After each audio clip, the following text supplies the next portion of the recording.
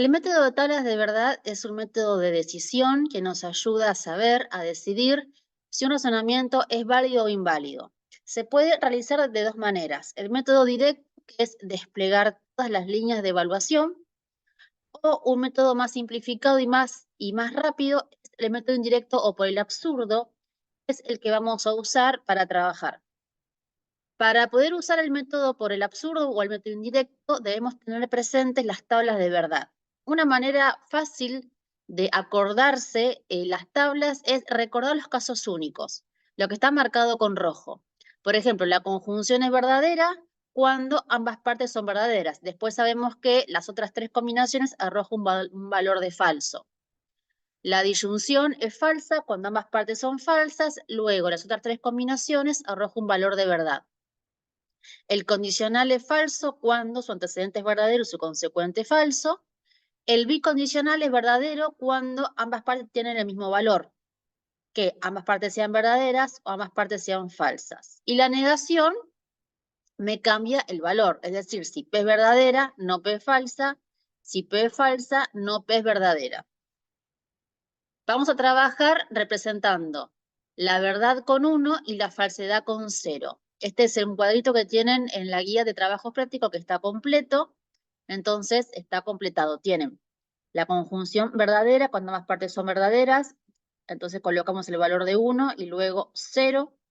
La disyunción es falsa cuando ambas partes son falsas. Colocamos el 0. Luego, en las otras tres combinaciones, el valor de 1.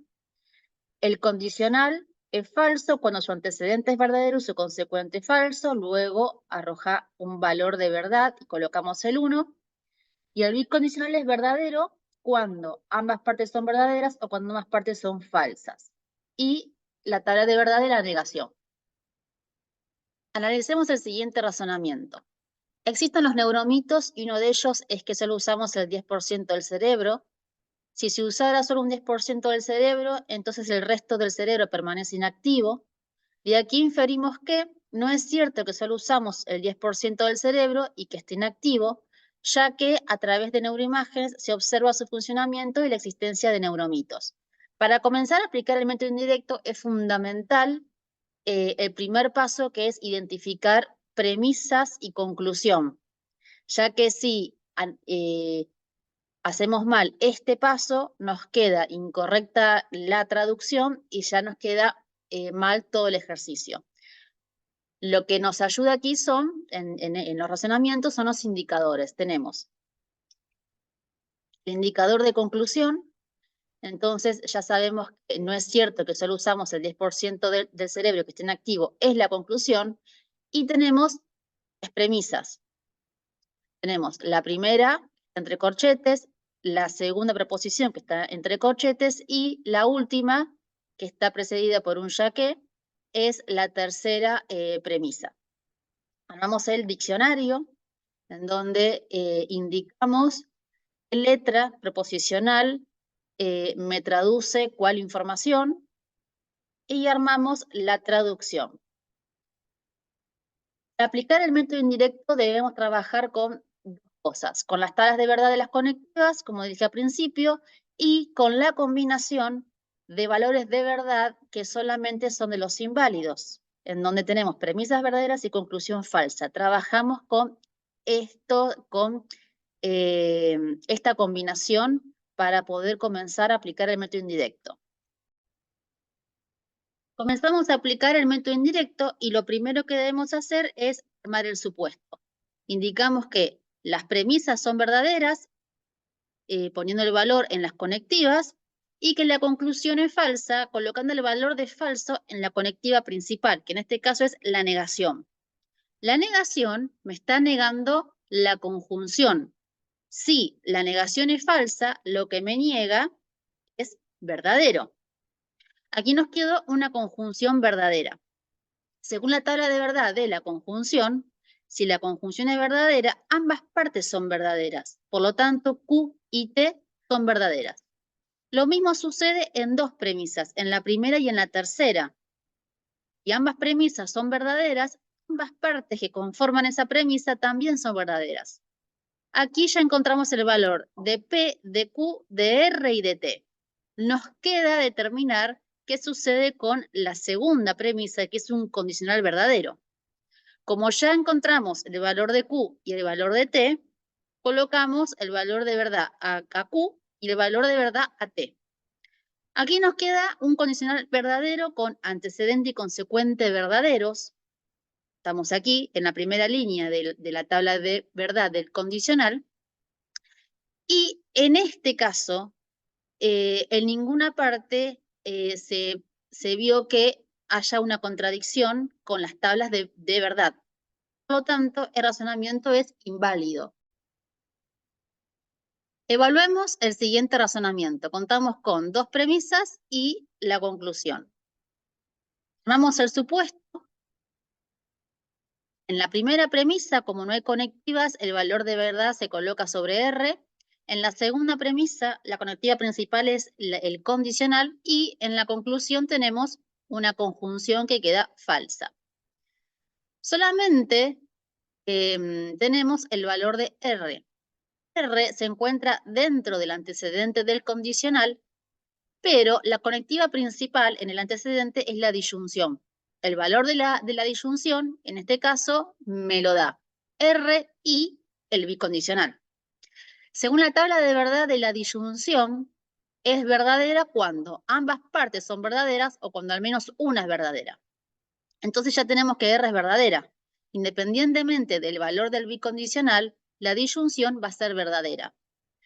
Con esto tenemos el valor del antecedente de ese condicional, que va a ser verdadero. Lo que nos falta saber es el valor del consecuente, que es la conjunción entre P y Q, que se repite la misma fórmula en la conclusión. Pero en la conclusión no podemos saber el valor de P y de Q porque es una conjunción falsa y es falsa con tres combinaciones de valores. Entonces, como no podemos elegir azarosamente qué valor ponerle a P y a Q, tenemos que desplegar los supuestos por los cuales la conjunción en este caso es falsa. Y tenemos que es falsa en la línea A cuando ambas partes son falsas o cuando en la B y la C al menos una es falsa. Entonces empezamos a trabajar con los supuestos. Aquí lo que hice fue delimitar bien primero el condicional y la disyunción, que es el valor del antecedente, y la conjunción, que es el valor del consecuente. Empezamos a trabajar. Tenemos que R es verdadera, trasladamos el valor de P y de Q, que es el valor del primer supuesto, a P y a Q. En este caso, el bicondicional es verdadero según su tabla de verdad y la disyunción, como ya anticipamos, es verdadera. Veamos qué sucede en el consecuente.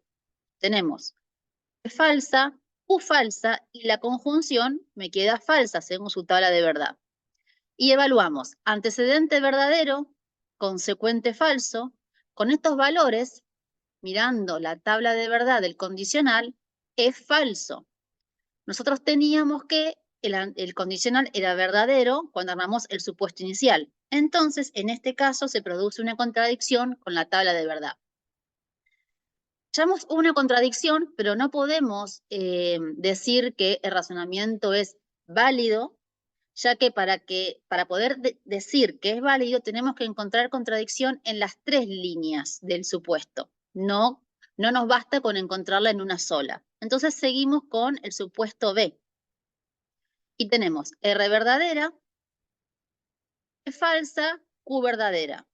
El bicondicional con esos valores es falso.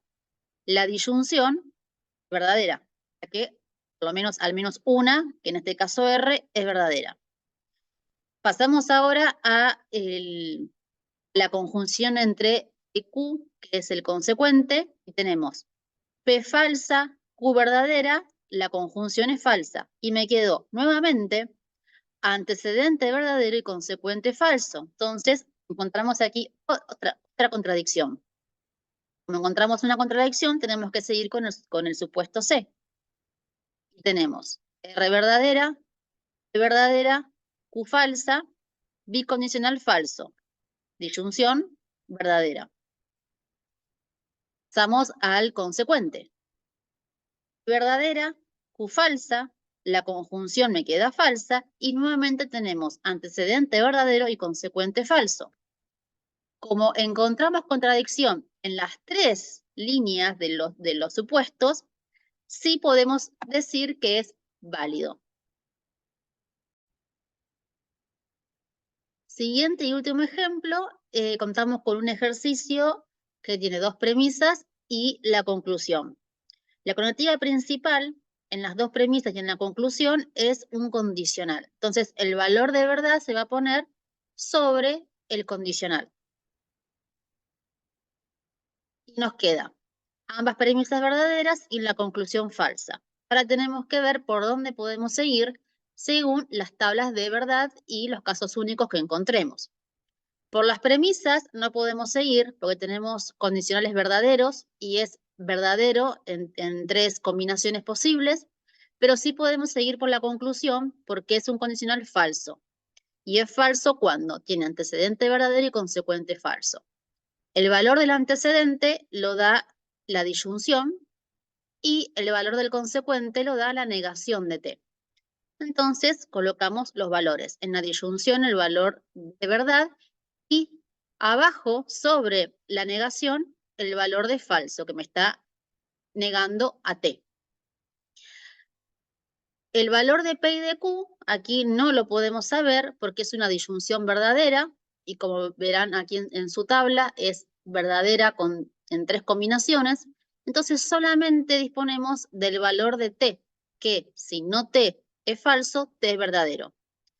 Miramos las premisas y tenemos solamente en la segunda premisa como consecuente del condicional a no T. Entonces no T va a ser falsa. Y aquí podemos pensar, si tenemos un condicional que es verdadero y un consecuente que va a ser falso, porque trasladamos el valor de no T aquí, entonces el condicional va a tener consecuente falso y el antecedente sí o sí también debe ser falso. Ya que debemos mantener la verdad del condicional. Entonces estamos aquí parados. Estamos con antecedente falso, consecuente falso. Nos quedó en el antecedente una disyunción falsa. La disyunción, según su tabla, es solamente falsa cuando ambas partes son falsas. Entonces, S y R son falsas.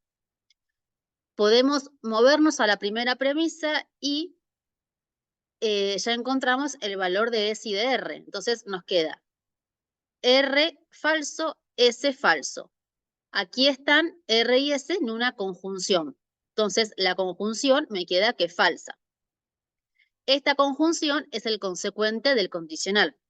Y me queda condicional verdadero con su consecuente falso. Entonces el antecedente también debe ser falso para mantener la verdad del condicional. Pero el valor de P y de Q no lo podemos saber, ya que nos quedó una conjunción falsa y es falsa en tres líneas. Entonces aquí tenemos que desplegar supuestos. Elijo empezar por la conjunción, por armar el supuesto con la conjunción, y sabemos que la conjunción es falsa en combinaciones posibles de valores, cuando ambos son falsos o cuando al menos uno es falso.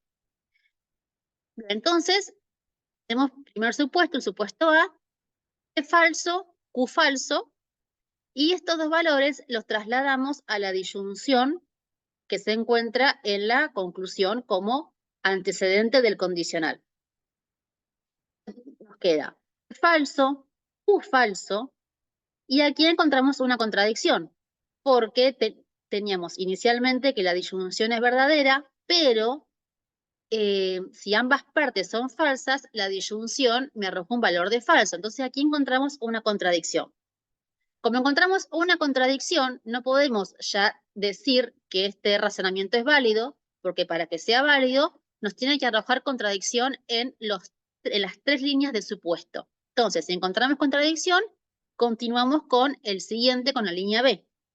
En la línea B tenemos P falso y Q verdadero. Trasladamos estos valores aquí y nos queda falso, Q verdadero. Con estos valores, la disyunción me arroja un valor de verdad. Estamos aquí. Falso, verdadero. En la línea B no encontramos contradicción con las tablas de verdad. Entonces, ahora sí podemos decir que el razonamiento es inválido. Cuando no encontramos una contradicción, podemos cortar, frenar el ejercicio y ya decir que es inválido. No sucede lo mismo cuando encontramos contradicciones. Cuando encontramos una contradicción, debemos seguir probando las otras líneas del supuesto. Cuando no encontramos contradicción, no hace falta ahora realizar la línea C.